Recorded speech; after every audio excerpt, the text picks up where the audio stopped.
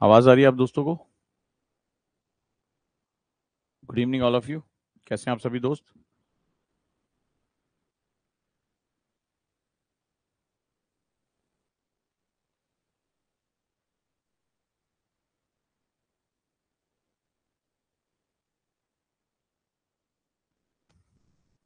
Google का happy birthday है? अच्छा, आज हमारा भी हैप्पी बर्थडे है। Right. Welcome to the all, सभी का बहुत बहुत स्वागत है। कैसे हैं आप लोग? नमस्कार। आवाज क्लियर आ रही है आप सभी को? Good evening all of you.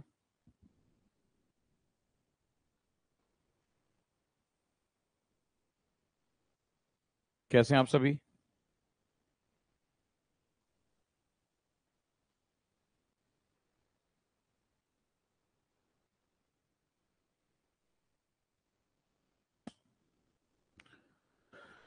तो चलिए, आज हमारी एकेडमी का भी हैप्पी बर्थडे है। आज एनिवर्सरी है हमारे एकेडमी की। तो आप सभी का बहुत बहुत स्वागत है। कैसे हैं आप सभी? आपका स्वास्थ्य कैसा है? और एनसीईआरटी आंदोलन की हम शुरुआत कर चुके हैं। तो आप सभी का एनसीईआरटी आंदोलन में बहुत बहुत स्वागत है। और आज को हम समझते हैं कि एक आईएएस टॉपर ने कैसे एनसीईआरटी का यूज किया, खास तौर पे जब उसके पास समय बहुत कम था, उसके पास टाइम बहुत कम था और उसने महत्वाकांक्षा दिखाई कि उसको अच्छी रैंक लेकर आनी है। तो कैसे कम टाइम में उसने अच्छी रैंक लाने के लिए बहुत बुद्धि के साथ एनसीईआरटी का यूज किया, आज मैं आपसे यही डिस्कस करने जा रहा हूं। तो स्वागत है दोस्तों आप सभी का आज की क्लास में। और आज हम सीखेंगे कैसे एक यूपीएससी टॉपर ने अगर अपने दिमाग अपनी बुद्धि से एनसीईआरटी को एक जबरदस्त रिसोर्स में कन्वर्ट कर दिया, और आप भी ऐसा कर सकते हैं अगर आपके अंदर इस चीज को बदलने की इच्छा शक्ति है तो स्वागत है आज की क्लास में आप सभी का। रेडी हैं हम सभी? सो लेट्स स्टार्ट, शुरुआत करते हैं ताकि हम एनसीईआरटी को और अच्छे तरीके से समझ जाएं। राइट। वर्षों पहले मैंने इसी को मेहनत के साथ शुरू किया था, इस एकेडमी को, 7 पुरानी कुर्सियों के साथ, एक पुरानी मेज के साथ। और आज आप लोगों के प्यार की वजह से ये एकेडमी ऊंचाइयों पर पहुंच रही है। गुरुकुल जैसी जो है एक ऐसा रिवोल्यूशनरी बैच लेकर हम आए हैं। साथ ही साथ अब तो हमने उसमें रीडिंग रूम की फैसिलिटी शुरू कर दी, मेंटरशिप की फैसिलिटी शुरू कर दी है। तो आप सभी का बहुत बहुत स्वागत है। और आज सभी जो हैं वो तेजी से आगे बढ़ सकते हैं। तो आप सभी, चलिए हम शुरुआत करते हैं। So let's start.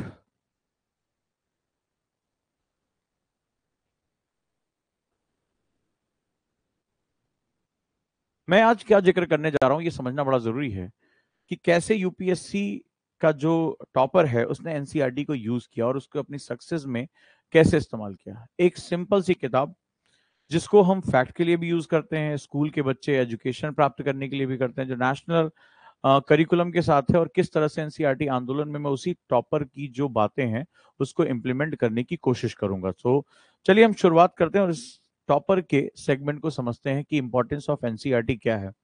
मैं बात कर रहा हूं यूपीएससी के टॉपर की। राइट।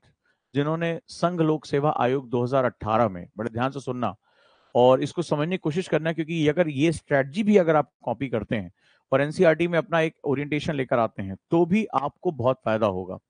तो मैं बात करता हूं यूपीएससी टॉपर की 2018 की, जिनकी रैंक 1 थी। इनका नाम था कनिष्क कटारिया। कनिष्क कटारिया आईआईटी बॉम्बे से पढ़े थे। जैसे कि सेगमेंट होता है, शुरुआत से पीसीएम में उनकी अपनी एक्सपर्टीज थी। और माता पिता चाहते थे बच्चा जो है वो टॉप इंस्टीट्यूट में जाए, मेहनत की, उन्होंने निकाला।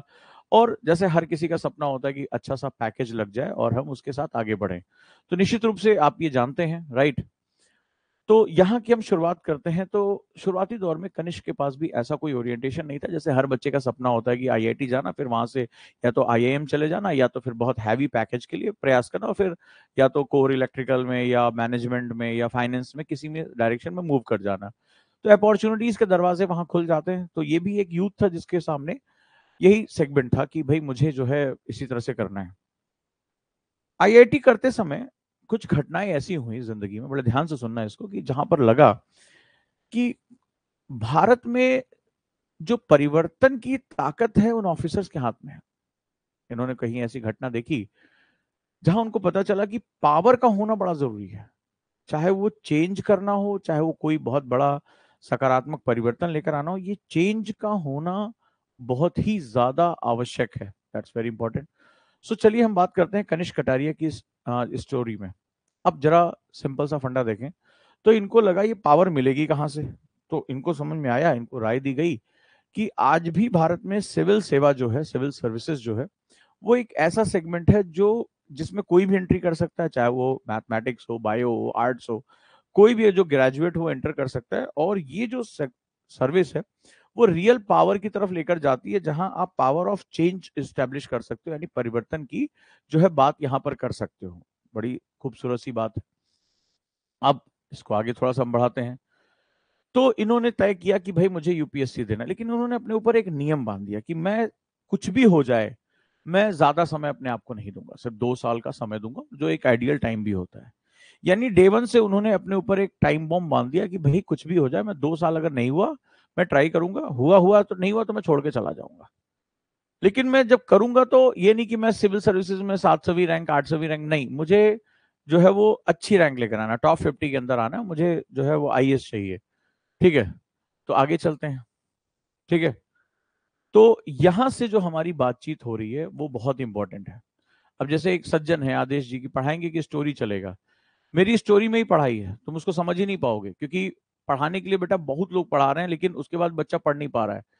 जो मेरे साथ एनसीईआरटी पढ़ता है वो कहानी कहानी में सीख जाता है, क्योंकि तुम कहीं बाहर की दुनिया से आए हो, तो तुम्हें अभी लग रहा है कि पढ़ाई नहीं हो रही, और तुमकी इसी में से कहानी आगे बढ़ जाएगी। तो थोड़ा सा धैर्य से रखो, और जो पीछे से अपना गोबर लेकर आए हो उसको बाहर रख दो। ठीक है, तो यहाँ एक नए मेथड से, क्योंकि इससे पहले बीटीएल क्या होता है, एलडब्ल्यूएमआई क्या होता है, मैं हमेशा पहले 2-3 दिन अपने स्टूडेंट को प्रिपेयर करता हूँ कि भाई नई चीजों के लिए प्रिपेयर हो जाओ, क्योंकि गोबर के अंदर मैं कुछ पैदा नहीं कर पाऊंगा जब तक उसको खाद ना बना दूं। तो ध्यान से रखना, इस चीज को दिमाग से बाहर निकालो। ठीक है, और कहानी कहानी में तो नई नई चीजें हमारे बच्चे सीख जाते हैं, तो ये कहानी क्या है ये सीखना शुरू करो। फिर क्योंकि इतिहास की जो क्लासेस हैं, आप इससे पहले शायद लगता है क्लास में थे नहीं, जहां पर मैंने बताया कि इतिहास एक परिप्रेक्ष्य होता है, पर्सपेक्टिव होता है, और एक जबरदस्त डिस्कशन हुई थी। आज तक तुम्हें किसी ने, तुम्हारी कोई भी किताब थी जो आज मैंने यूरोप का इतिहास पढ़ाया, वो आज तक किसी ने नहीं बताया होगा। पर चूंकि इसको तुम्हारा खाली जाए, तो ये ट्रक भर गोबर निकाल दो। ठीक है, और यहाँ फोकस करो कैसे हमें पढ़ाई करनी है। क्यों? क्योंकि इस टॉपर ने अपने कम टाइम में कैसे यूटिलाइजेशन की, आप समझो, इस स्ट्रैटेजी को बनाना सीखो। तो क्या हुआ, अब इन्होंने अपना काम शुरू किया, और इन्होंने यूपीएससी में, जैसे प्री में अगर हम बात करें तो 106 मार्क्स कट ऑफ में निकाला इन्होंने। पेपर 2 में अगर हम बात करें तो 147.5 सीसैट में मार्क्स निकाला, सीसैट क्वालिफाइंग, कोई दिक्कत नहीं है। ठीक है, प्रीलिम जीएस में 106 मार्क्स इन्होंने निकाले। मेंस में इनके जो मार्क्स थे, एसए में 133 मार्क्स थे, काफी ठीक ठाक थे।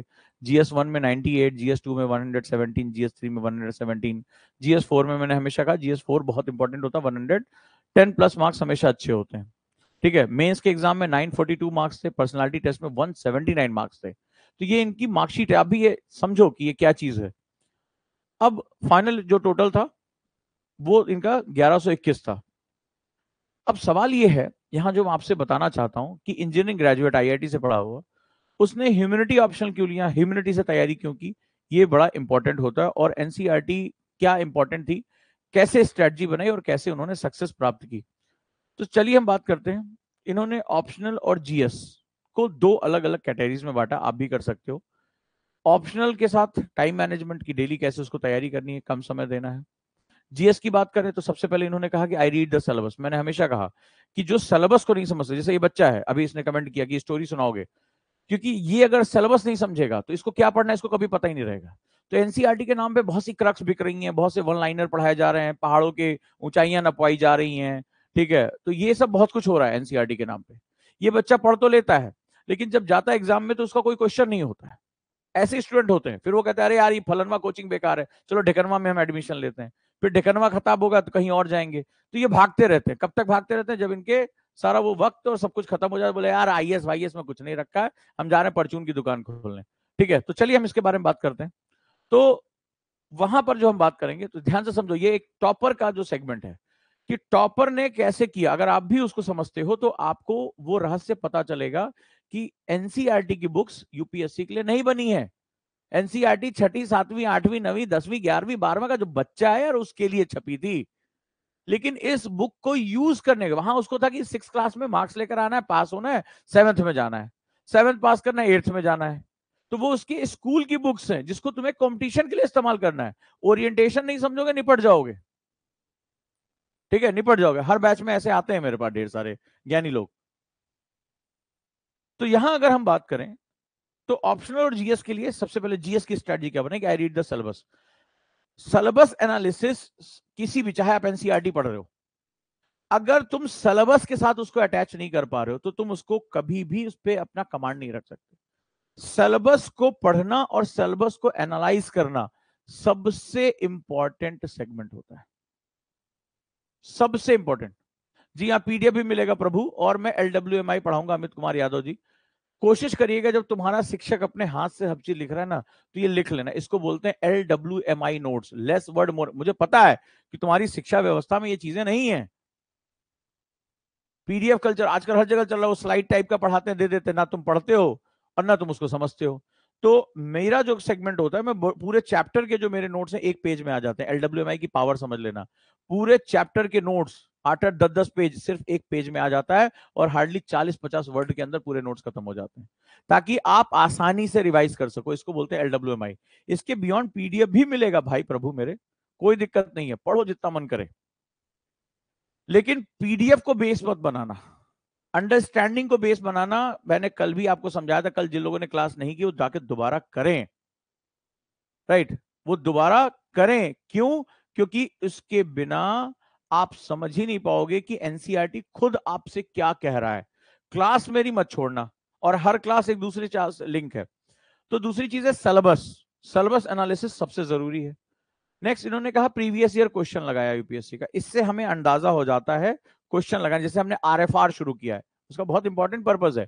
इससे आपको राइट ये जो सेगमेंट है वो एक अंदाजा हो जाता है कि क्या क्वेश्चन फ्रेम किया जाएगा। अभी मैं आपको ये भी कराऊंगा, यूपीएससी का क्वेश्चन भी कराऊंगा कि एनसीईआरटी से क्वेश्चन कहां से आए हैं, पेज बाय पेज दिखाऊंगा, ताकि आपको पता चले कि यार बीटीएल होता क्या है। एनसीईआरटी जो लिखी और एनसीईआरटी जो समझी है, इन दोनों के बीच का अंतर है। इसके बाद है फोकस ऑन एनसीईआरटी। इन्होंने लिखा, ये आईएएस टॉपर कह रहा है कि मैंने फोकस किया एनसीईआरटी पे। ठीक है, क्यों? पहली बात, ये सिंगल स्टैंडर्ड बुक है। कल मैंने बताया था पैन इंडिया में स्टैंडर्ड बुक है, यानी कि जो इसमें तथ्य लिखे गए हैं वो बहुत जो है वो उसको आप रिकॉग्नाइज कर सकते हो। दूसरा, must for development of understanding. तो अंडरस्टैंडिंग अपनी समझ की विकास के लिए, यूपीएससी या पीसीएस में जाने के लिए आपको समझ होना चाहिए। क्वेश्चन रटे रटाए नहीं आते हैं, अगर आपको शायद यही, इसीलिए मैंने कहा प्रीवियस ईयर पेपर पढ़ो।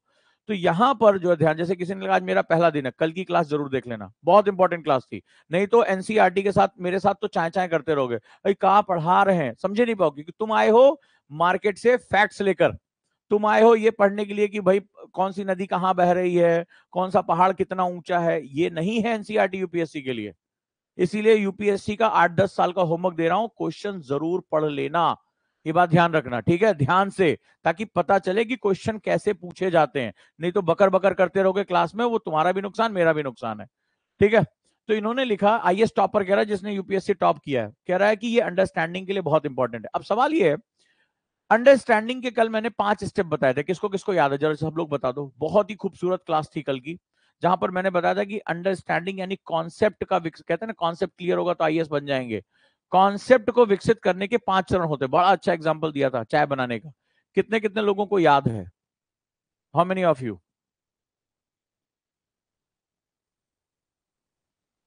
कितने लोगों को अवधारणाओं का विकास, ये इसने कह तो दिया कि भाई अंडरस्टैंडिंग बहुत है, लेकिन उजांग सर ने बताया कि अंडरस्टैंडिंग में 5 चरण होते हैं। चलिए सबसे पहले बताइए सभी लोग जिन्होंने कल की क्लास की थी कि अंडरस्टैंडिंग 5 स्टेप में डेवलप की जाती है। ये सब तुम्हें कोई नहीं बताएगा। नाम लिखिए, सब लोग नाम लिखिए। गुड।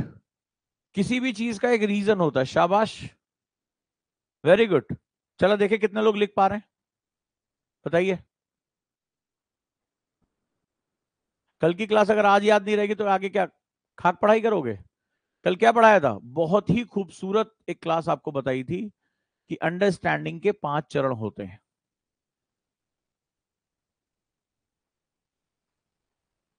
एक कॉन्सेप्ट भूत की तरह होता है, सब लोग कहते हैं कॉन्सेप्ट पूरा कर लीजिए सब सही हो जाएगा, लेकिन मिलता कहां कॉन्सेप्ट, ये कोई नहीं बताता है।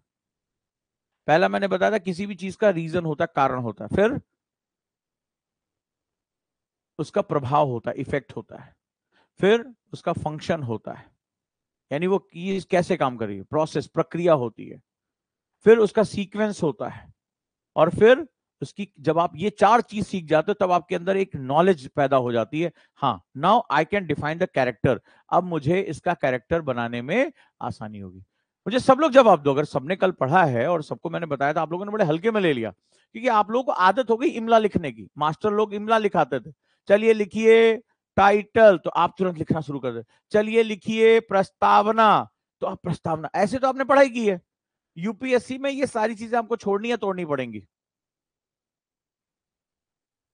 राइट। तो ध्यान रखना कि यूपीएससी की पढ़ाई बिल्कुल अलग तरीके से होती है। अगर इमला लिखने बैठोगे, आज भी मैंने बच्चे को एक गुरुकुल में बहुत डांटा इस बात के लिए, इमला लिखने की आदत हो गई, वो आदत इतने सालों से पड़ी है कि समझा रहे स्मार्ट नोट्स बनाओ, ज्यादा से ज्यादा पॉइंट गैदर करो, नहीं वो पूरा ऐसे ऐसे लाइन बाई लाइन जब तक नहीं, वो सालों से आदत पड़ी है, और आदत घुमा घुमा के वहीं ले जाके पटक रही है।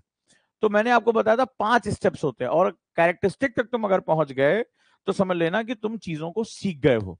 यही चीज इन्होंने यहां बताई। अब उन्होंने एक इंपॉर्टेंट बात कही, अब इनसे पूछा गया कि एनसीईआरटी पे आपने इतना फोकस क्यों किया, ये बड़ा इंपॉर्टेंट है, ये रैंक 1 से पूछा गया। अब ये सुन लो ध्यान से कि आपने इतना एनसीईआरटी पे फोकस क्यों किया।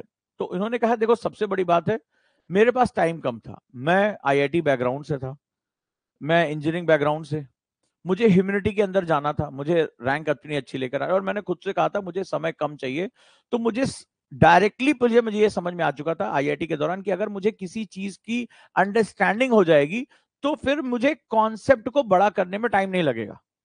प्रॉब्लम तब होती कि हम बड़ी बड़ी चीज पढ़ने की कोशिश करते हैं, हम दिखाते हैं हम आईएएस की तैयारी कर रहे हैं, हम मोटी किताब पढ़ेंगे, लेकिन हमें उसका बेसिक्स नहीं पता होता है, उसका बेसिक्स नहीं पता होता है। जैसे कुछ बच्चे आए नए नए हमारे यहाँ, तो मैंने पूछा अच्छा हिस्ट्री पढ़ रहे हैं, हाँ सर हिस्ट्री का 8-10 क्लास हो रही है। मैंने एक सिंपल सा क्वेश्चन पूछा कि सिविलाइजेशन और इंपायर में अंतर क्या होता है, और पढ़ चुके थे, इंडस वैली सिविलाइजेशन पढ़ना शुरू कर दिया था, आगे भी बढ़ गए। बोले नहीं ये तो सोचा ही नहीं। मैंने कहा भाई रोमन एम्पायर सुना होगा, अलेक्जेंडर का एम्पायर सुना होगा, इंडस वैली सिविलाइजेशन सुनी है, दोनों का अंतर बता दो। तो 90% लोग अरे सर ध्यान ही नहीं था। तो ये जो चीज होती है इसी को कॉन्सेप्ट बिल्डिंग प्रोसेस कहते हैं। एक बार ये चीज समझ में आ गई तो आप अपना बेस बहुत लार्जर कर लोगे। अब सवाल है, उनसे पूछा गया कि आपने एनसीईआरटी पे फोकस क्यों किया इतना, तो उन्होंने कहा कि जो सबसे बड़ी मिस्टेक होती जो स्टूडेंट करता है वो ये करता है कि वो सीधे सीधे इंटरनेट पे गया या वीडियो देखी, द 10 बुक्स जो आपको आईएएस बना देगी, 10 किताबें जो जादुई हैं, तो वो क्या होता है वो लिस्ट उठा लेता है, स्टैंडर्ड बुक्स की लिस्ट, और मार्केट से जाके उसको खरीद भी लाता है। मान लीजिए किताब बहुत अच्छी है, कोई भी डाउट नहीं है, ठीक है। तो इसमें क्या होता है, उन्होंने ये समझाया एग्जाम्पल के साथ। अब आईएएस टॉपर कह रहा है तो ध्यान से सुन लो, जिसने ये प्रोसेस, और बहुत कम टाइम था उसको तैयारी करने के लिए। तो उसने कहा कि मान लीजिए आप स्टैंडर्ड बुक इंटरनेट पे गए या कहीं वीडियो वीडियो देखा और आपने वो किताब उठा ली, लेकिन जब आप उस किताब में गए, मान लो एग्जाम्पल लिया, उन्होंने एग्जाम्पल भी समझाया कि मान लो रेगुलेटिंग एक्ट पढ़ रहे हैं, आपने लक्ष्मीकांत का पहला टॉपिक, पहला ही जो लाइन लिखी है वो रेगुलेटिंग एक्ट है। आप पन्ना खोलोगे तो संविधान के विकास का क्रम दिया हुआ है, पहला ही टॉपिक है इंडिया रेगुलेटिंग एक्ट। लेकिन सवाल ये है जो यहां आपको समझना है कि ये रेगुलेटिंग एक्ट उस दौरान बना जब भारत स्वतंत्रता को जानता भी नहीं था, इन्होंने भारत को गुलाम बनाने के लिए किया। तो इसी दौरान जैसे जैसे इसके बाद पिट्स इंडिया एक्ट आया, और करते करते करते जो है वो 1935 का एक्ट और तमाम तरह के एक्ट ब्रिटिश शासन में आते चले गए, और वो उसी के पैरेलल जो भारत में दो मूवमेंट क्रिएट हुए, एक फ्रीडम स्ट्रगल हुआ और दूसरा पॉलिटिकल मूवमेंट्स क्रिएट हुए कि पॉलिटिकल पार्टीज, पॉलिटिकल पावर कैसे डेवलप होगी, पॉलिटिकल स्ट्रक्चर क्या होगा। अगर स्टूडेंट इसको समझ नहीं पाता है तो केवल वो फैक्ट के रूप में याद तो रखेगा 1773 में ऐसा हुआ, फलाने में ऐसा हुआ, लेकिन वो कभी नहीं समझ पाएगा कि ये जो रेगुलेटिंग एक्ट आया, पिट्स इंडिया एक्ट आया, इसके पीछे का पर्पस क्या था। क्योंकि ये एक्ट ब्रिटिश शासन को फेवर करने के लिए लाए गए थे, जो उस समय कंपनी का शासन था। तो आखिर भारत में क्या परिस्थितियां हुई और भारत ने धीरे धीरे कैसे स्वतंत्रता आंदोलन को जन्म दिया, कैसे जो है उसने एक पॉलिटिकल मूवमेंट को जन्म दिया कि भारत अपना स्वयं का शासन कर सकता है। तो ये जो समझने की जो जरूरत है वो हमें एनसीईआरटीज देती हैं, क्योंकि अगर ये अंडरस्टैंडिंग आपकी डेवलप नहीं हो पाई कि बेसिकली क्या चल रहा है, तो आप कभी भी ये जान ही नहीं पाओगे कि आखिर इस चीज की जरूरत क्यों पड़ी। तो उन्होंने कहा कि रैदर देन, मैं आईआईटी से पढ़ के आया, मैं कहता अरे मैं तो आईआईटी क्रैक किया हुआ हूं फलाना ढिकाना, लेकिन नहीं, मुझे बताया गया कि आप अगर अपना स्टेप बाय स्टेप चलोगे तो आपके लिए सफर आसान होगा। और आप जब रेस नहीं लगा रहे हो कि मुझे ये 10 पेज खत्म कर देने हैं, 20 पेज, आप कई बार ऐसे सोचते होगे। इन्होंने कहा कि अंडरस्टैंडिंग, यानी ये जो चीज हो रही है, अगर एक बार में इसका कारण समझ गया, रीजन समझ गया, इसकी प्रोसेस समझ गया, ये मैं बात कर रहा हूं आईएएस टॉपर की, तो मैं इसके बारे में और ज्यादा जानकारियां इकट्ठा कर पाऊंगा। और अगर मैं ये कर पाता हूं, राइट, तो बहुत ज्यादा इसमें मुझे आनंद आना शुरू हो जाएगा। और जब मैं इसको रेस से हटकर इसको अंडरस्टैंडिंग के प्रोसेस से लूंगा, तो मेरे लिए चीजें करना बहुत आसान हो जाएगी। बोला क्यों, ऐसा क्या है, अंडरस्टैंडिंग इतनी इंपॉर्टेंट क्यों है? बोला ये कोई रेस नहीं है जो यूनिवर्सिटी, जैसे आप में से बहुत से लोग यूनिवर्सिटी से आए होंगे, अरे यार देखा जाएगा, चलो यार समझा जाएगा। अभी जैसे बच्चा बोला अरे बताओ कब से पहली लाइन कब से लिखाओगे। लेकिन उन्होंने कहा ये रेस नहीं है कि जल्दी जल्दी जल्दी जल्दी खत्म कर लो। बोला यूपीएससी ना रस्सी पे साइकिल चलाने जैसा है, गिरे तो मामला साफ हो जाएगा। इसीलिए एक एक स्टेप बहुत ध्यान से, और बहुत बैलेंसिंग एक्ट होता है। क्या है? बहुत बैलेंसिंग एक्ट है। तो पूछा गया इनसे, आईएएस टॉपर से, कि बैलेंसिंग एक्ट का क्या मतलब है, what is the meaning of balancing act? आप कह रहे हैं कि बड़ा बैलेंस बनाना पड़ता है रस्सी की तरह। तो इन्होंने बोला कि this whole process about concept development, यानी अवधारणाओं का विकास होना बहुत जरूरी है। और अवधारणाओं के विकास के लिए, यानी कोई चीज कैसे हो रही है, उसके साथ ये चीज क्या है, अगर एक बार हमें समझ में आ जाए तो हम इससे बहुत सी चीजों को जान सके। फॉर एग्जाम्पल, आज किसने मेरी जो है इससे पहले की क्लास देखी जहां पर मैंने ये बताया कि हमें किताबों में बताया गया कि 1707 में औरंगजेब की नीतियों की वजह से मुगल साम्राज्य जो है डिक्लाइन कर गया, एक जो है वैक्यूम क्रिएट हो गया, तो यूरोपीय पावर जो सुप्रीम पावर थी वो भारत में आ गई। और आज मैंने तुम्हें एक उसका फंडामेंटल बताया कि ये कहानी तो बताई जा रही है कि भारत में क्या हुआ, लेकिन यूरोप में क्या हुआ ये कहानी हमारी किताबों से पूरी तरीके से गायब है। तो आज मैंने तुम्हें बताया किस तरह पुर्तगीज, डच, ब्रिटिश, ये समुद्री लुटेरे थे, ये पायरेट्स थे। कितने लोगों ने इसको आज देखा, और नहीं देखा तो देखो। तो उस कहानी से तुम्हें समझ में आया कि जो कहा जाता वास्को डिगामा ने भारत खोजा, वास्को डिगामा था कौन, क्या वहां की परिस्थितियां थी, क्यों इतनी, आप जैसे पढ़ाया जाएगा तो इतनी कंपनीज बनी, ब्रिटिश कंपनी बनी, डच कंपनी बनी, फ्रांसीसी कंपनी बनी, सबने ईस्ट इंडिया कंपनी बना बना के पुर्तगीज रखी, क्यों वो आए यहां पे। तो आपको वो समझ में आएगा कि उनको लगा कारू का खजाना, उनके अंदर कंपटीशन शुरू हो गया, कौन जल्दी भारत पहुंचेगा, कौन जल्दी इंडिया पहुंचेगा, कौन वहां से ज्यादा अकूत दौलत। तो वो अमीर नहीं थे, वो गरीब थे। आज मैंने तुम्हें रेनासा के बारे में डिस्कस किया कि पुनर्जागरण, पुनर्जागरण, पुनर्जागरण का कौन सा शब्द है, सोए कब थे वो, तो उनके पास इससे पहले नॉलेज क्या थी, नॉलेज तो हमारे पास थी। जब मैंने आपको पैरल कहानियां बताई थी ना कि जब भारत ताजमहल बना रहा था, तब वो क्या हो रहा था, वो कच्चे मांस को ढूंढ रहे थे। आपको तो ये तो पता, जब महाकवि गोस्वामी तुलसीदास जब महाकाव्य की रचना कर रहे थे, तो वो जाड़े में क्या खाना इसकी चिंता में परेशान थे, वो पायरेट्स थे। तो आज आपको ये समझ में आया होगा कि बेसिकली ये दो पैरेलल चीजें चल कैसे रही हैं, ये चल कैसे रही हैं। तो आज जिसने वो क्लास की होगी उसको हिस्ट्री की एक अलग ही समझ आई होगी। तो जब समझ तुम्हें आई होगी तो तुम्हें अचानक से लगा होगा कि ये घटना है। अब जैसे कि यूरोप में क्या हो रहा है और भारत में क्या हो रहा है, भारत हस्तशिल्प कर रहा है, भारत जो है वो बड़े बड़े जो है आर्किटेक्चर बना रहा है, और वो विदेशी क्या कर रहे हैं, वो समुद्र में लड़ाई लड़ रहे हैं, ठीक है, वो 2 वक्त के खाने के लिए परेशान है। तो तुम्हें समझ में आता होगा कि अब क्या चला, अब वो तुम कहानी कभी नहीं भूलोगे। तो मैं जो तुम्हें पढ़ाऊंगा वो इसी तरह से पढ़ाऊंगा ताकि आप कभी भी इस चीज को भूलो नहीं, राइट। तो चले, तो कॉन्सेप्ट बिल्डिंग प्रोसेस एनसीईआरटी में बहुत इंपॉर्टेंट है, बीटीएल बहुत ज्यादा इंपॉर्टेंट है। अब हम बात करते हैं सिलेबस हम कैसे यूज करेंगे, और मैं सबसे पहले हिस्ट्री को लेकर शुरू करूंगा, ठीक है। तो हिस्ट्री में जो हम सबसे पहले बात करते हैं, अब हम आ जाते हैं अपने काम पर, अपनी चीजों पे।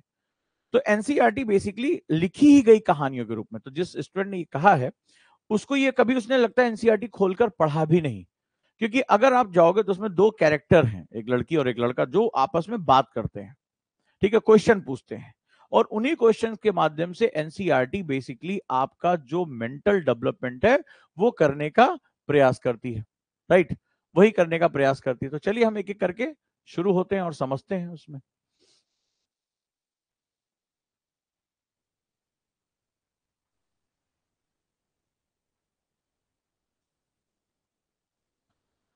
तो सबसे पहले जो हमारी कहानी है, अब मैं शुरू करूंगा हिस्ट्री, क्लियर है?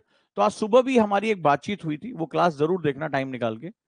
एंड क्योंकि तुम्हारा टीचर भी इसको लिखता है तो कोशिश करना कि तुम भी अगर लिख सको तो बहुत अच्छा है। अब बड़े ध्यान से मेरे साथ तुम्हें चीजों को सुनना और समझना पड़ेगा। पहली बात, जैसा मैंने सुबह भी तुम्हें बताया और फिर से एक बार दोबारा तुम्हें समझाने की कोशिश करूंगा कि इतिहास क्या है। सबसे पहले तो कल जैसे हमारी सुबह एक डिस्कशन हुआ और बड़ा प्यारा सा डिस्कशन था कि जैसे एक बचपन से हमें कहानी सुनाई जाती है, ये ग्लास है, इसमें पानी भरा हुआ है, ठीक है, इसमें पानी भरा हुआ है, आधा भरा हुआ है और आधा खाली है। कई लोगों ने सुबह नहीं देखी होगी। सो ये जो है आप यहां देख सकते हो। किसी ने पूछा कि आरती पालने की, हम fresher, I want to ask, क्या एनसीईआरटी बुक परचेज करनी पड़ेगी या बैच से मिलेगी? बैच से नोट्स मिलेंगे, बुक्स कहां से हम तुम्हें दे पाएंगे? बुक्स की टोटल कॉस्ट ही 4-4.5 हजार रुपए से ऊपर की है। हाँ, आप हमारी वेबसाइट www.ojang.com पे जाके आप उसको डाउनलोड कर सकते हैं, वहां वेबसाइट पे पढ़ सकते हैं, कोई दिक्कत नहीं, पीडीएफ है वहां पे, ठीक है। अब जरा हम यहाँ पे ध्यान देते हैं कि क्या चीज है। हमारी तरफ से जो एसेंशियल नोट्स होंगे वो आपको मिलेंगे। अब मैंने कहा इसमें दो तरीके से इस ग्लास को आप देख सकते हैं। क्या, कैसे देखोगे? ये ग्लास क्या है अब आप मुझे बताओ, ठीक है। ये इसी ऐप पे क्लास पड़ी हुई है, और नहीं होगा तो लिंक वो यूट्यूब पे भी पड़ी हुई है, ओजांग आईएएस विद ओजांग सर के, दोनों जगह वो क्लास चल रही थी। शुरुआत में 2-3 क्लास मैं यूट्यूब और ऐप दोनों पे लेता हूं ताकि बच्चों को कोई दिक्कत ना हो, जैसे वो इकोसिस्टम से परिचित होने में। अब जरा ध्यान से, अब मैं जो पढ़ाने जा रहा हूं कि व्हाट इज हिस्ट्री, हिस्ट्री क्या है, बड़े ध्यान से सुनना और समझने की कोशिश करना। ये तुम्हें बुक्स में कोई नहीं बताएगा, क्योंकि हिस्ट्री इतिहास की सबसे बड़ी साजिश है, और हम भारतीयों के साथ तो बहुत गंदी साजिश है। तो एक ऑफिसर को हिस्ट्री क्यों पढ़ाई जाएगी, ये मैं तुमसे आज डिस्कस करूंगा, बहुत तुम्हें ध्यान से समझ में आएगा। तो ये ग्लास है, आधा हाफ है आधा फुल है, ठीक है। अब दो दृष्टिकोण है, अब आप क्या बताओगे? जैसे हाफ फुल, हाफ पैकेट। अगर तुम कहोगे आधा भरा है तो इसका मतलब आधा खाली भी तो है, तो आधा फुल है, जैसे तुम बहुत पॉजिटिव एटीट्यूड शो कर रहे हो, बचपन से कहानी सुनाई गई है। लेकिन हाफ क्या है? क्या ये हाफ एम्प्टी नहीं है? मुझे बताओ, क्या ये गलत है डाटा? राइट। तो क्या होगा? ये आधा भरा है आधा खाली है, राइट और रॉन्ग? मुझे बताते जाओ। सबसे पहले जब भी कोई कहीं भी पढ़ो, जो सब्जेक्ट पढ़ो, पहले पूछो कि मुझे ये क्यों पढ़ाया जा रहा है, मुझे हिस्ट्री क्यों पढ़ाई जा रही है, और जो पढ़ाया जा रहा है वो है क्या बेसिकली? या केवल तुम डाटा रटने के लिए आए तो यूपीएससी सॉरी तुम्हारा नहीं है, ये बात याद रखना, यूपीएससी तुम्हारा नहीं है। क्लियर है? तो क्या हुआ? आधा खाली आधा भरा है। अब जरा ध्यान समझना है। इसका मतलब है, अगर मैं तुमसे कहूं कि हिस्ट्री कुछ और नहीं है, सिर्फ एटीट्यूड या नजरिया है, पर्सपेक्टिव है। पर्सपेक्टिव मतलब हम इसको किस एंगल से दे रहे हैं, देख रहे हैं, किस एंगल से इसको देख रहे हैं, फुल या हाफ। और दोनों अपनी जगह सही है कि ये फुल है या एम्प्टी है, आधा हाफ एम्प्टी है, बताइए आप मुझे, ये दोनों सही है। सवाल है कि इतिहास में कोई एविडेंस, और ग्लास क्या है? एविडेंसेस हैं, एविडेंस। तो इसको आप बोलते हो पॉजिटिव एटीट्यूड और इसको बोलते हो निगेटिव एटीट्यूड। किसके लिए निगेटिव और किसके लिए पॉजिटिव?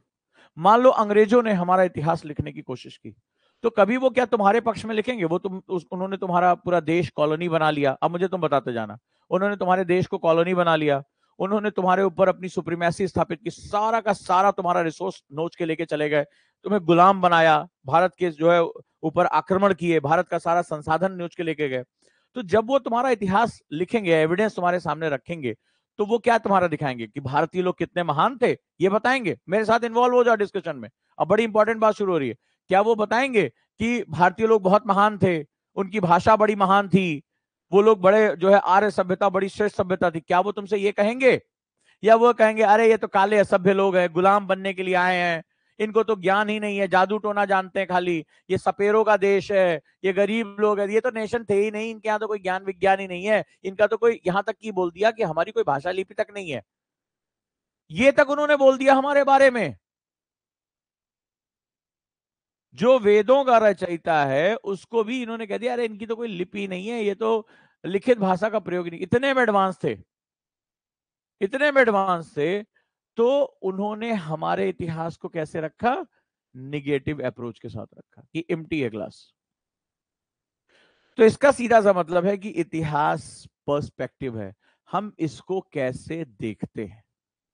और किसी भी राष्ट्र को, किसी भी नेशन को आगे बढ़ने के लिए अपने लोगों के इमोशंस की जरूरत पड़ती है, और ये इमोशंस हमें हिस्ट्री में मिलते हैं। जैसे हमें क्यों मॉडर्न इंडिया पढ़ाया जाता है, क्यों हमें आधुनिक भारत या स्वतंत्रता आंदोलन क्यों पढ़ाया जाता है, इसलिए क्योंकि एज एन ऑफिसर हम इससे प्रेरणा ले सके कि कैसे हमने जन आंदोलन क्रिएट करके लोगों की ताकत का इस्तेमाल करके हमने अंग्रेज नाम के दुश्मन को हराया था। तो भारत में आज भी बहुत सी दिक्कतें हैं, गरीबी है, अशिक्षा है, गंदगी है, तमाम तरह की दिक्कतें हैं, जिनसे अगर हम लड़ते हैं तो हमें इसके लिए लोगों के भागीदारी की जरूरत पड़ेगी।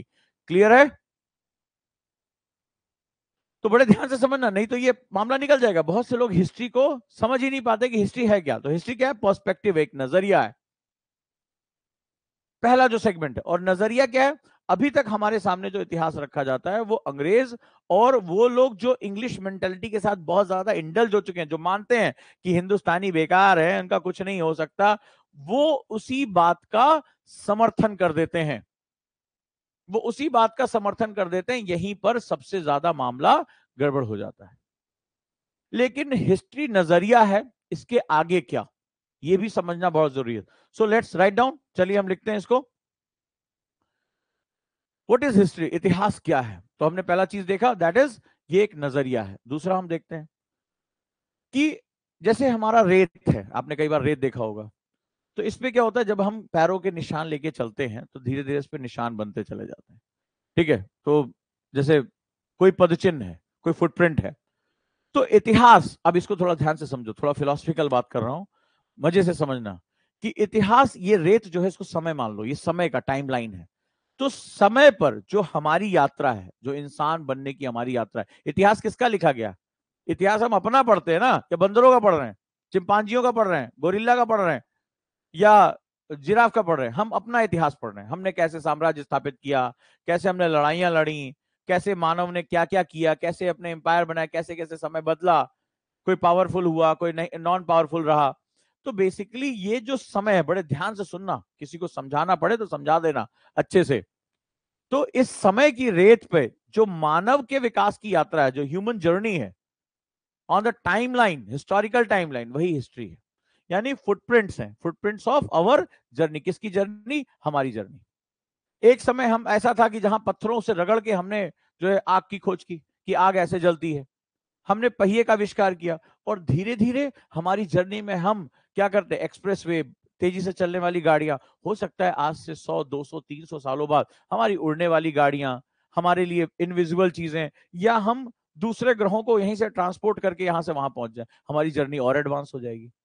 सो ये जो सारे फुटप्रिंट हैं जो हम पास्ट की तरफ देते हैं, हम यहां तक कैसे पहुंचे कि पत्थरों से रगड़ के, आग जला के हमने मांस को पकाना सीखा,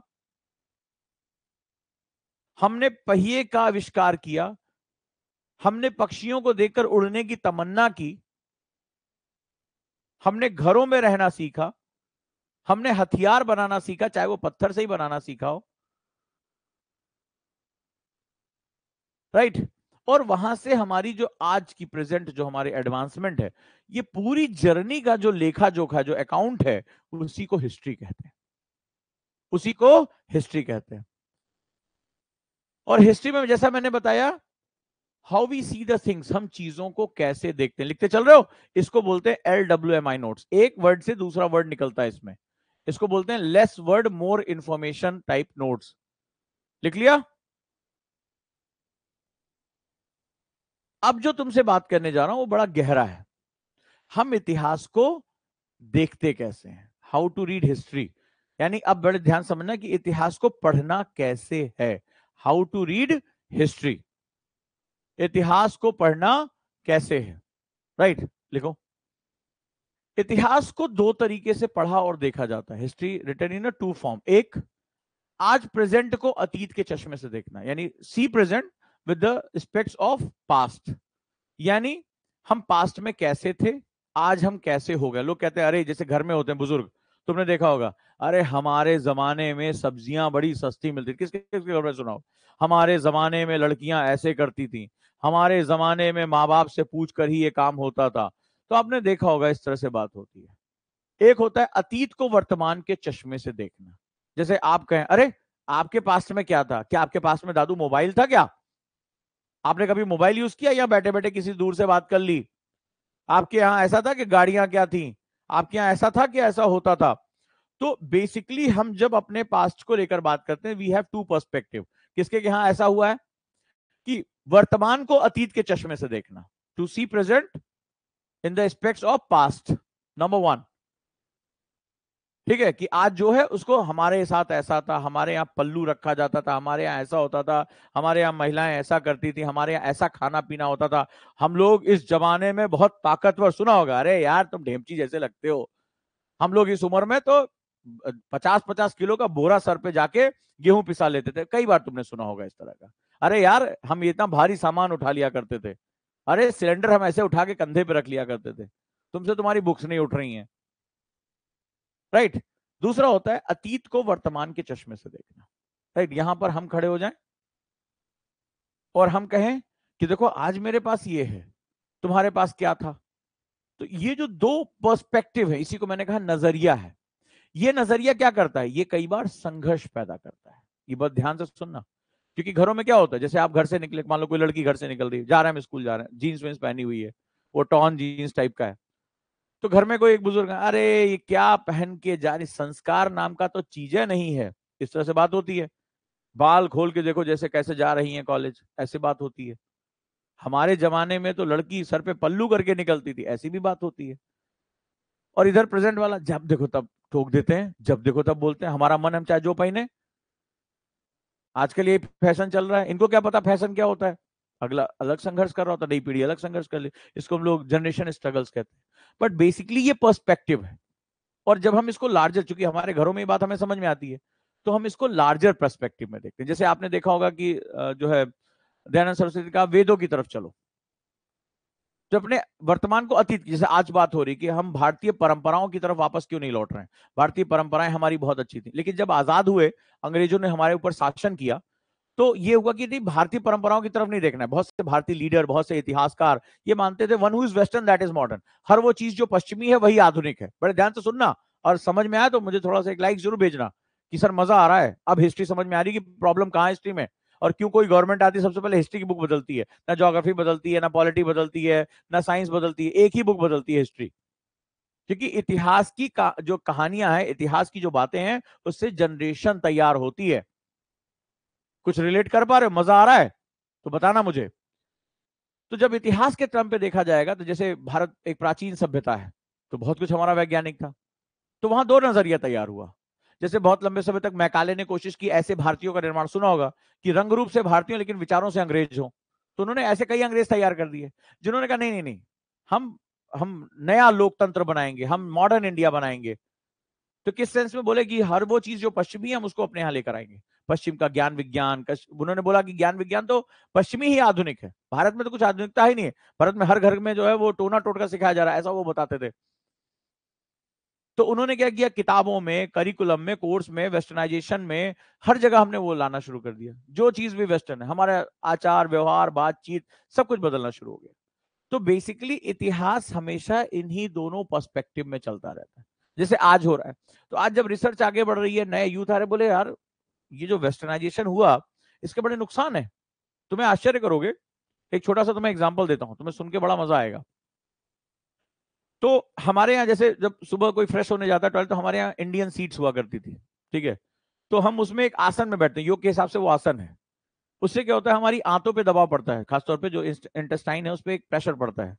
और ये हमारे यहाँ माना जाता है कि पेट साफ होना बड़ा जरूरी है। छोटी सी बात कह रहा हूँ, ध्यान से सुनना, ये साइंस की बात है। और अगर वो पेट साफ नहीं होता तो क्या होता है, ढेर सारी बीमारियां गैस्ट्रिक होती है और धीरे धीरे वो सारी बीमारियों की जड़ हमारे यहाँ पेट मानी गई है। ठीक है, उसके बाद क्या हुआ, कमोड सिस्टम आ गया, तुम्हें पता है। तो कमोड सिस्टम हमारे घरों में आज तो हर जगह कमोड सिस्टम, क्योंकि कंफर्टेबल है, बैठ के मोबाइल भी लोग चला रहे हैं उसके साथ, तो उनको जो है वो इस तरह के तामझाम नहीं करने की जरूरत है, जूते चप्पल पहने भी यूज कर सकते हैं, वो उनकी एसेसिबिलिटी उसकी इजी है। लेकिन अब तुम्हें एक आश्चर्यजनक चीज बताता हूं, ध्यान से सुनो। अभी हाल में तो ये क्या हुआ, जो वेस्टर्न टॉयलेट्स हैं वो प्रोग्रेस का प्रतीक, जैसे किसी घर में भी जाते हो बोलते अरे कमोड वाला सिस्टम है कि नहीं है। ठीक है, तो इंडियन टॉयलेट्स को बोला जाता है कि अरे ये तो पुराने लोग हैं, ऐसे है वैसे है, दुनिया भर की चीजें तुम उनको बोलते हो। सुनना, अगर समझ में आया तो मुझे बताना। ठीक है, अब मुझे बताना। तो अभी क्या हुआ, ब्रिटेन ने अभी हाल में एक पेपर निकाला है, हाउ टू पू प्रॉपरली, ये पेपर का रिसर्च का टाइटल है, तुम हंसोगे लेकिन ये सच्चाई है, यानी पॉटी कैसे जाए प्रॉपरली। तो उसमें बताया गया है कि फॉलो द इंडियन स्टाइल, तो उसमें क्या बोला गया है कि पैरों के नीचे एक स्टूल रख लो, ये मैं मजाक नहीं कर रहा हूं, उनका रिसर्च पेपर है। तो इससे क्या होगा, जब वो पैर ऊपर की तरफ उठ जाएंगे तो आपकी इंटेस्टाइन पे प्रेशर आता है और उससे जो है वो आपको बहुत सी बीमारियों से छुट्टी मिल जाएगी। ये अभी उन्होंने रिसर्च पेपर निकाला है और उन्होंने कहा है कि भारतीय मेथड को कॉपी करो।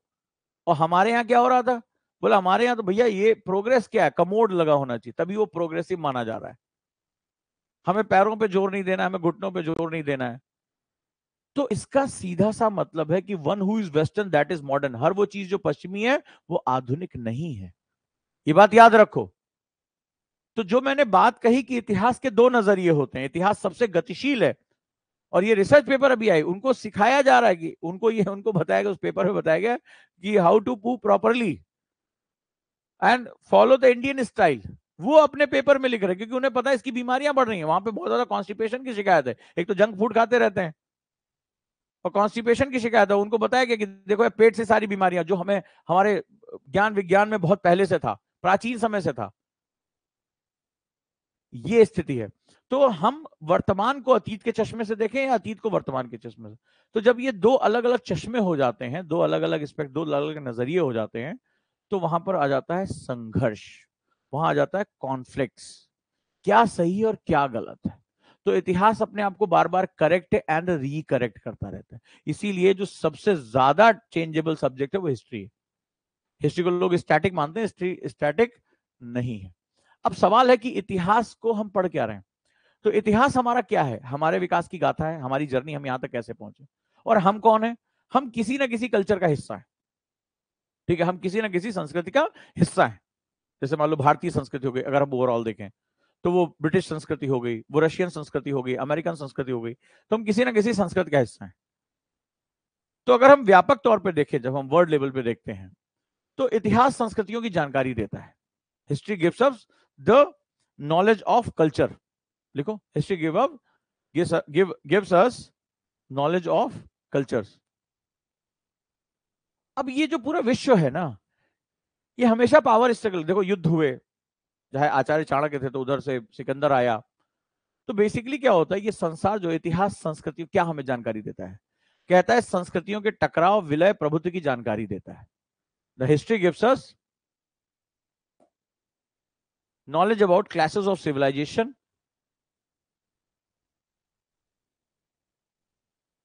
diffusion and supremacy of cultures, knowledge of classes of civilizations, diffusion and supremacy of culture, कौन बॉस बन जाएगा कल्चर में। तो इतिहास बेसिकली हमें बताता है कि कैसे संस्कृतियां आपस में टकराई, पूरी दुनिया में देखो लड़ाइयां हुई, हुई कि नहीं हुई, युद्ध संस्कृतियों का टकराव है। फिर एक संस्कृति, जैसे भारत की संस्कृति बड़ी व्यापक है, तो भारत में भी आक्रांता आए आए और यहीं पे घुल मिल गए, यहीं का पार्ट बन गए, यहीं पे काम करने लगे। या तीसरा तरीका है कि एक संस्कृत दूसरे संस्कृत के ऊपर प्रभुत्व बना लेती। कभी ब्रिटिशर्स ने हमारी संस्कृत को नहीं अपनाया, मुगल ने अपनाया, तुर्क ने अपनाया, पठानों ने अपनाया, ठीक है, बाहर से आए हुए जितने भी लोग थे उन्होंने अपनाया, लेकिन अंग्रेजों ने कभी भारतीय संस्कृति को नहीं अपनाया। क्यों, अब ये जो बात कहने जा रहा हूं वो बहुत इंपॉर्टेंट है, और वो क्या है, वो ये है, हिस्ट्री हमें इसकी बड़ी जानकारी देता है। समझ जाओगे तो सब समझ जाओगे कि एक्चुअली जैसे बड़ी मछली छोटी मछली को, ये अपने से छोटी, ये अपने से छोटी मछली को निगलती चली जाती है, उसी तरह जब हम संस्कृतियों को, इतिहास क्या करता है, कौन सी संस्कृति महान है, कौन सी संस्कृति महान है, ये साजिशों को जन्म देती है। कौन सी संस्कृति सुपीरियर है, हर कोई अपनी संस्कृति के बारे में बढ़ा चढ़ा के लिखना चाहता है। क्यों लिखना चाहता है ये तुम समझो। क्यों लुटेरो, जो लुटेरो के देश से आए हुए लोग थे वेस्टर्न में, आज जो सुबह बताया था, क्यों उन्होंने बताया, आगे चलकर उन्होंने किताब लिखी व्हाइट मैन्स बर्डन। उन्होंने बताया कि हमें तो ईश्वर से ये आदेश मिला हुआ है कि भैया ये काले असभ्य लोग जो भारतीय हैं, अफ्रीकन है, इनको सभ्य बनाओ, इनको डंडे से मारो। उन्होंने कैसे अपनी कहानियों में बता दिया कि हैम का श्राप समझाया था कि कैसे ये अफ्रीका के लोग गुलाम बनने के लिए ही पैदा हुए हैं। तो इतिहास कुछ और नहीं, इस तरह का एक कॉन्सेप्ट समझो। तो आप अगर अपनी संस्कृति को बढ़ा चढ़ा के बताओगे तो संस्कृतियां, एक जो बड़ी संस्कृति होती है वो छोटी संस्कृति को क्या करती है, निगल लेती है, निगल लेती है। इसीलिए जैसे भारत में जब पहले आक्रांत, अंग्रेजों से पहले जितने भी आक्रांत आए, वो धीरे धीरे भारतीय संस्कृति का पार्ट बनते चले गए, क्योंकि वो जहां से आए थे, वो जो कल्चर था वो इतना प्रॉस्परस नहीं था, वो स्ट्रक्चर्स नहीं थे। तो वो आए और देखा भारत की संस्कृति विशाल और महान है, तो वो क्या हुआ, वो उसके साथ धीरे धीरे घुल मिल गए। और यहाँ पर जैसे आगे चलकर हम लोग गंगा जमुनी तहजीब कहते हैं, या भारत का जो विविधता कहते हैं उसका पार्ट हो गए। भारत में बहुत विविधता है, पारसी भी आए तो यहाँ पर सेटल हो गए, ठीक है, तमाम तरह के लोग यहाँ पर आए और यहीं पे सेटल हो गए, वो भारत का हिस्सा बन गए। लेकिन जब अंग्रेज आए, जब सर टॉमस रो के, जैसा टॉमस रो आया था जहांगीर के समय में, राइट, तो उसने क्या किया, कई सालों तक, आप देखिए प्लासी की लड़ाई से पहले कई सालों तक उन्होंने भारत का बड़ा अध्ययन किया। पहले जब वो आए तो उन्होंने भारत के ऊपर आक्रमण नहीं किया, तुम्हें पता भी नहीं होगा। बंगाल एशियाटिक सोसाइटी बनाई, उन्होंने भारत के ग्रंथों का अध्ययन करना शुरू, उन्हें पता था कि भारत की संस्कृति बहुत महान है, और अगर हम इसमें घुसे तो इसी का हिस्सा बन के रह जाएंगे। इसकी भाषा, बोली, इसका पहनावा इतनी व्यापक है कि हमारे यहाँ ही नहीं है व्यापकता। भारत की जलवायु इतनी व्यापक है, भारत इतना महान है कि हम इसी में घुल जाएंगे। तो फिर हम अपनी सभ्यता, अपनी संस्कृति को यहाँ पर हम क्या कर पाएंगे, इसके ऊपर हम ओवरलैप नहीं करा पाएंगे। तो उन्होंने क्या किया, कई सालों तक, बहुत लंबे समय तक, कहां जहांगीर का शासन और कहां प्लासी की लड़ाई, 200-250 सालों तक धीरे धीरे करके उन्होंने भारत के धर्म ग्रंथों का, भारत की चीजों का अध्ययन किया, लूपहोल्स ढूंढे। और फिर 1835 में मैकाले ने आया और पूरी शिक्षा व्यवस्था बदली। उन्होंने बोला कि भारत को गुलाम ही नहीं बनाया जा सकता, इसकी संस्कृति इतनी व्यापक है। मैंने इतिहास की साजिशों में उसका कोट दिखाया था तुम्हें। इन्होंने कहा इसकी संस्कृति इतनी व्यापक है कि इसको हम लोग नहीं पकड़ पाएंगे, हमें पहले इनको एजुकेशन से जीतना पड़ेगा। तो उसने क्या किया, सारी किताबों को बदला, हमारा सब कुछ ले गया, एजुकेशन सिस्टम को धीरे पहले बंगाल में शुरू किया, फिर धीरे धीरे धीरे करके पूरे भारत में कर दिया, और आज भी वो चल रहा है। इससे क्या हुआ कि हम भारतीयों को अपने बारे में हीन भावना दे दी गई।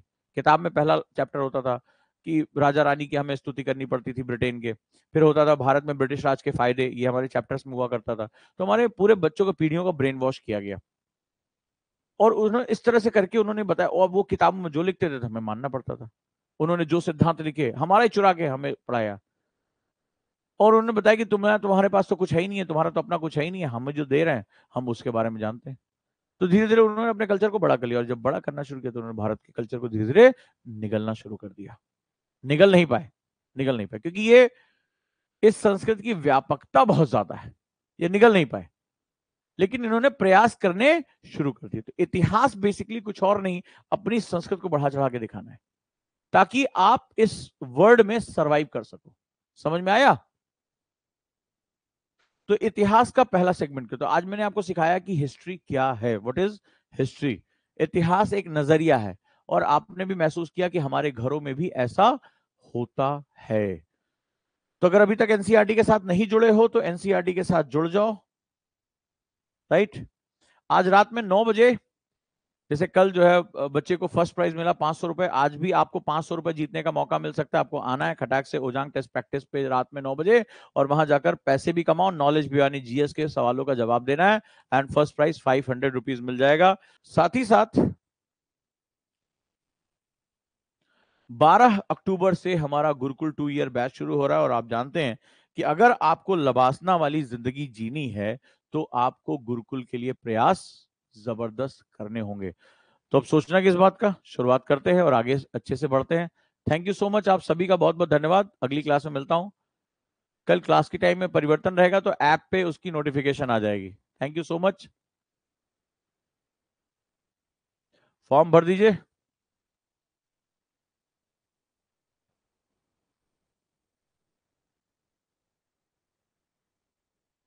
बिल्कुल शून्य से पढ़ाया जाएगा। एक एक चीज वहां बच्चों की तरह सिखाई जाती है गुरुकुल 2 ईयर बैच में। नोट्स कैसे बनाना है, अखबार कैसे पढ़ना है। अब तो मेरे सामने, अब तो कैंपस के अंदर ही रीडिंग रूम हो गया है। तो लेकिन सुबह से लेकर यहीं लंच करते हैं, शाम तक बच्चे यहीं रहते हैं। तो आप सभी का बहुत बहुत स्वागत है।